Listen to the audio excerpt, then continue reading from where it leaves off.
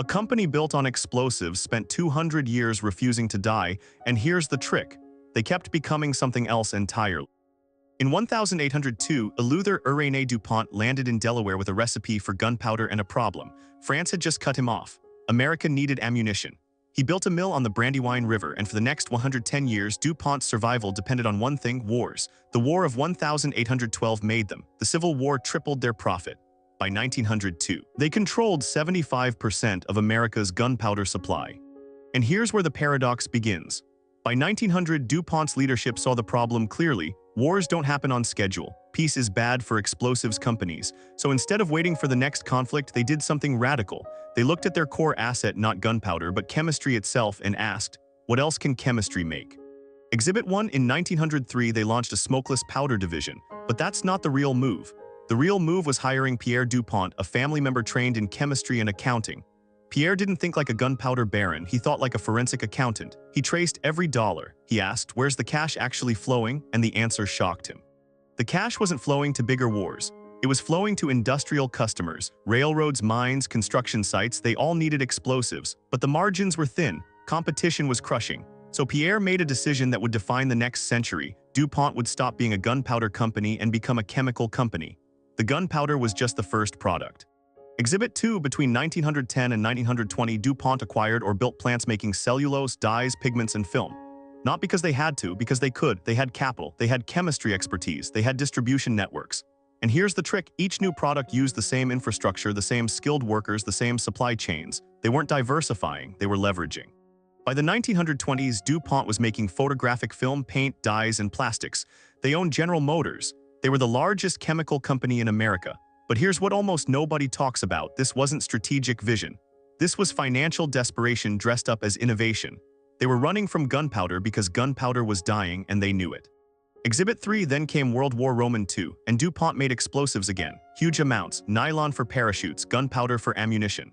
The company that had spent 40 years running away from explosives suddenly found them profitable again. They made billions, but they didn't go back. They kept both businesses running. The cash from war funded expansion into peacetime chemicals. This is the paradox nobody talks about. DuPont didn't reinvent itself because they were visionary. They reinvented themselves because they had to. But then they got lucky.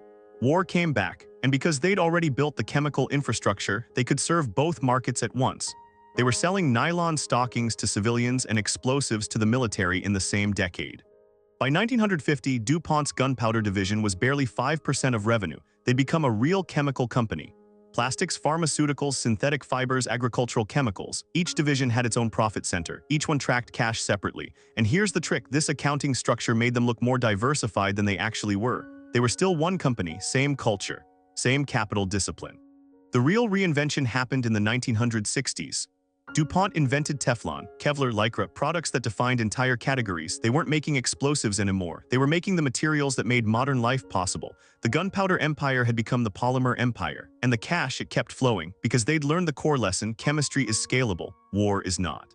But here's what Pierre DuPont understood that matters today. The transition wasn't smooth, it was painful. Gunpowder workers had to retrain, mills had to be repurposed. Profit margins took years to rebuild. They had to make hard choices about which plants to close, which chemists to hire, which markets to enter. The visionary part wasn't the idea. It was the willingness to abandon what made them rich.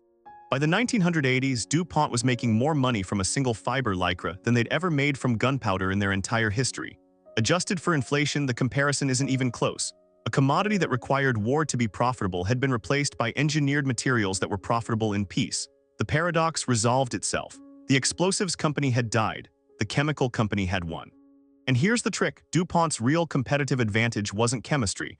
It was capital discipline combined with willingness to reinvent. They could invest in new divisions because they tracked cash ruthlessly. They could abandon old ones because they weren't emotionally attached to their history. They were a company that asked what's next instead of how do we protect what we have. That mindset is what made them last 200 years. The DuPont paradox isn't really a paradox at all. It's a case study in how companies survive. Not by protecting their original business, but by understanding what made that business work, in this case, capital management and chemistry expertise, and then asking, what else can these assets do? The gunpowder was never the point. It was just the first answer to that question. So when you look at DuPont today, or any 100-year-old company that's still standing, you're not looking at a company that got lucky with one product. You're looking at a company that got ruthless about understanding where the cash was actually flowing and then had the courage to follow it somewhere new. That's how empires reinvent. That's how they last. This video is for educational and informational purposes only and is not financial advice. Always do your own research. If you want to understand how other iconic brands navigated impossible transitions and survived, subscribe. There's a new case study every week. Subscribe, there's a new unsolved business reinvention every week. This video is for educational and informational purposes only and is not financial advice. Always do your own research.